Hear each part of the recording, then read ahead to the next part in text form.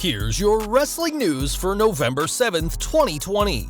And your headlines for today include: spoiler on Roman Reigns' future on WWE SmackDown, special Moment of Bliss segment announced for WWE Raw next week, WWE has abandoned Brock Lesnar trademark, Bray Wyatt hints at the Fiend against The Undertaker, Paige reveals Alberto Del Rio did some crazy things while physically abusing her, why Mercedes Martinez was removed from WWE Retribution stable revealed, Miro joining FCF Football League, why AEW didn't book Miro at Full Gear, Tony Khan is restricting AEW stars from working indie events, Jake Roberts hospitalized for COPD complications, Dana Brooke reveals why things didn't work out with Dave Bautista, Bret Hart wishes rumors about relationship with Sonny were true, and more.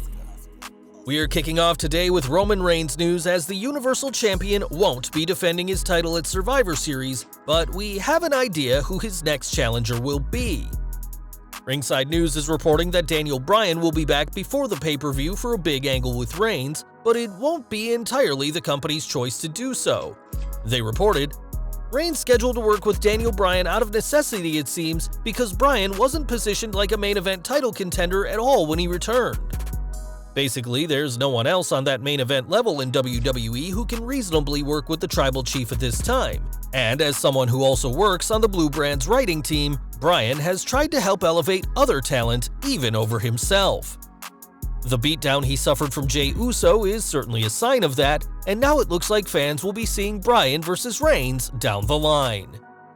Speaking of the Blue Brand, this week's show saw 3 additions to the brand's Survivor Series teams, as both the men and women's teams are taking shape. King Corbin was able to defeat Rey Mysterio to qualify thanks to the help of Seth Rollins, and Rollins himself qualified for the team later on by defeating Otis. Rollins and Corbin joined Kevin Owens and Jey Uso with 1 spot left for the men's team.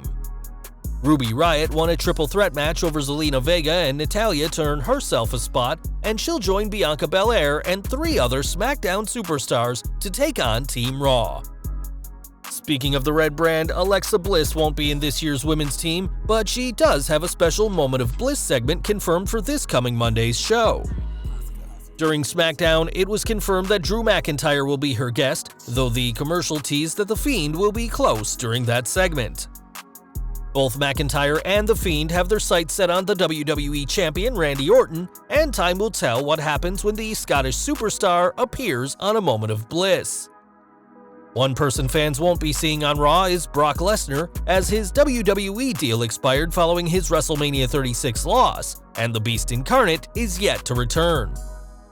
Now it seems fans may be waiting a while to see Lesnar again, as according to recent reports, WWE filed a trademark application on the Brock Lesnar name in January, but this was denied by the USPTO, saying the company needed written permission from Lesnar to do so, and were given a 6-month deadline. This written permission never materialized, and WWE abandoned their Lesnar trademark in October, just a couple of months after all his merchandise was pulled from the store in August.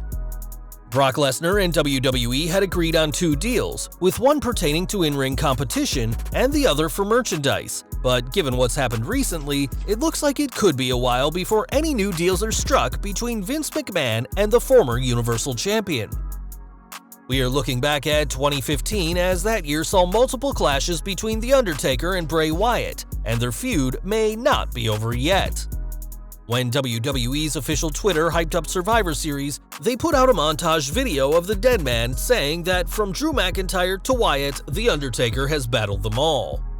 Wyatt was quick to respond saying, "Not quite all," implying that The Fiend hasn't had his turn against the Demon of Death Valley. The Undertaker versus The Fiend sounds like a match a lot of fans would want to see, especially if they go the cinematic route like at WrestleMania 36. But with November 22nd being a final farewell for the Phenom, fans may not have a chance to see this match. Paige news next, as the former Divas champion recently asked fans about whether she should write a book, and if she does, it may reveal some shocking information about her relationship with Alberto Del Rio.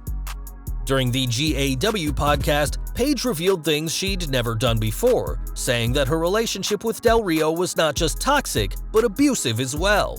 She said, I've never spoken about it before, whether podcasts or interviews. I've always stayed away. But now it's completely out there. I'm like, why am I shying away from this? Why am I not brave enough to talk about it? In the beginning, you're fighting back with this person, but in the end, it becomes a cycle. Eventually, something is happening to you every day. You could be trapped in a room for 6 to 7 hours, getting your ass beat every couple of minutes, and he's doing all these crazy things to you. Later describing the former world champion as Voldemort, Paige noted that Del Rio needs whatever is happening to him, adding that karma is a real thing. This is referring to Del Rio's current legal issues, as he's facing charges of second degree for sexual assault aggravated kidnapping. If found guilty at his January 25th trial, Del Rio could spend the rest of his days behind bars, but it's clear Paige isn't going to lose too much sleep thinking about that possibility. Back to the ring, and whilst the group of Retribution are hell-bent on destroying the main roster, Mercedes Martinez was once part of the ranks before she was removed. Fightful is reporting that WWE has no plans to add another female superstar to Retribution, and that Martinez specifically requested being taken out of the stable.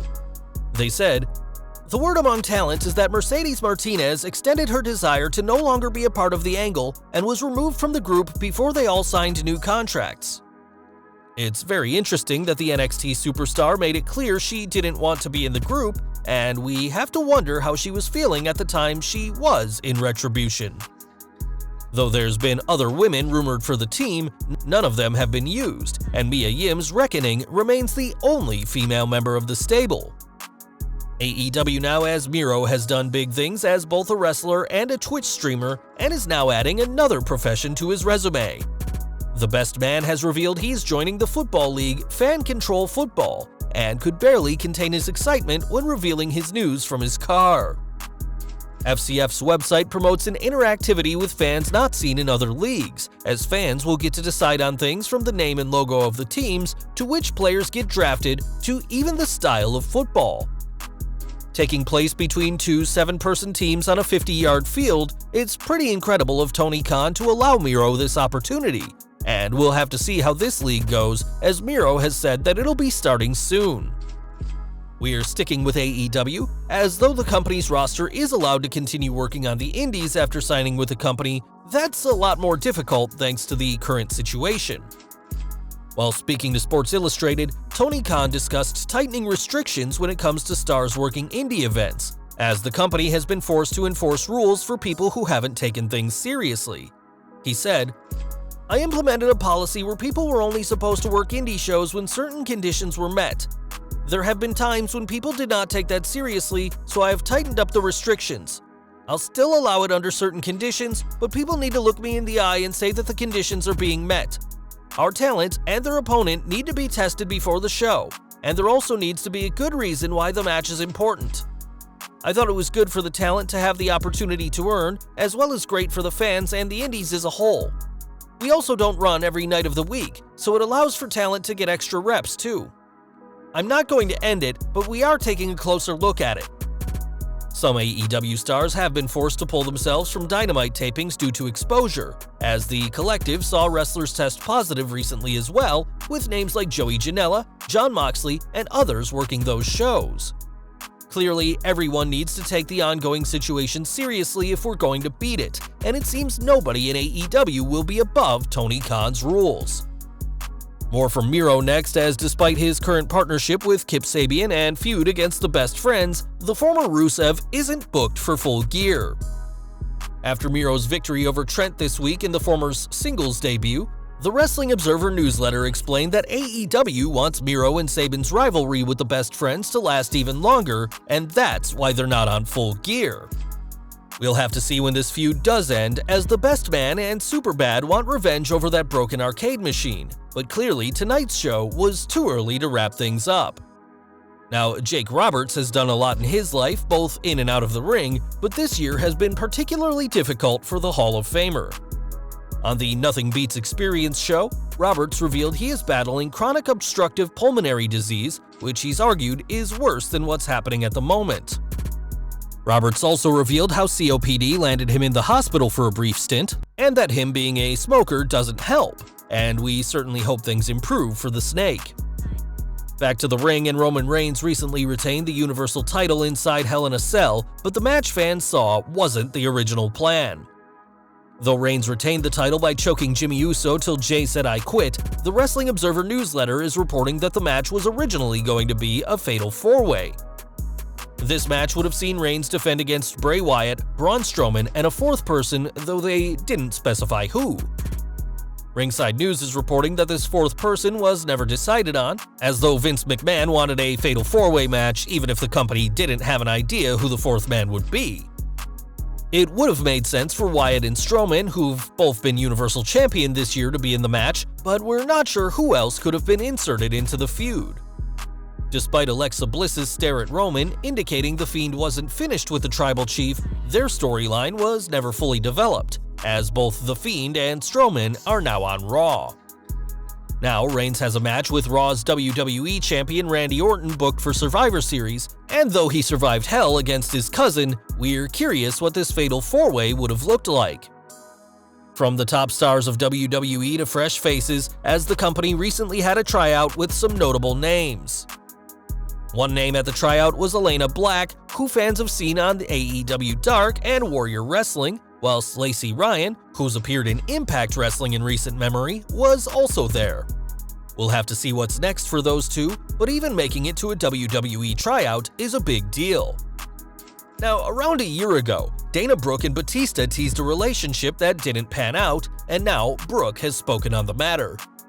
Speaking to Forbes, Brooke spoke about the common interests between the two, but said that she broke things off partly because both have seriously busy schedules.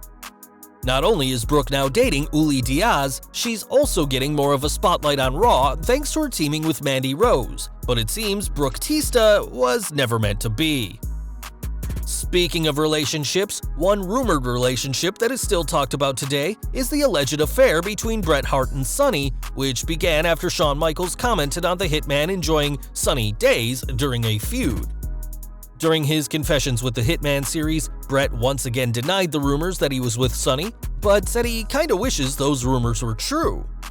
Neither Sunny nor Bret have ever admitted to the relationship, and with Sunny currently incarcerated, possibly for a very long time, we doubt the two will be enjoying a romantic dinner together, even if Bret wishes the rumors were true. And we're ending with Big E news now, as he's now a single star on SmackDown, but according to the Wrestling Observer newsletter, not everything is certain for him. They're reporting that WWE simply didn't have any kind of plans for Big E last week, and it's uncertain what, if anything, is in the works for him. Though they noted that Big E could be given a squash match to build up some momentum, it doesn't look like that's going to happen, at least at the time being. Despite this lack of direction, Big E remains one of the names thrown around when there's rumors and speculation about who Roman Reigns' next opponent will be, and we'll have to wait and see if he does get this push, or if the company has dropped the ball with the former New Day star.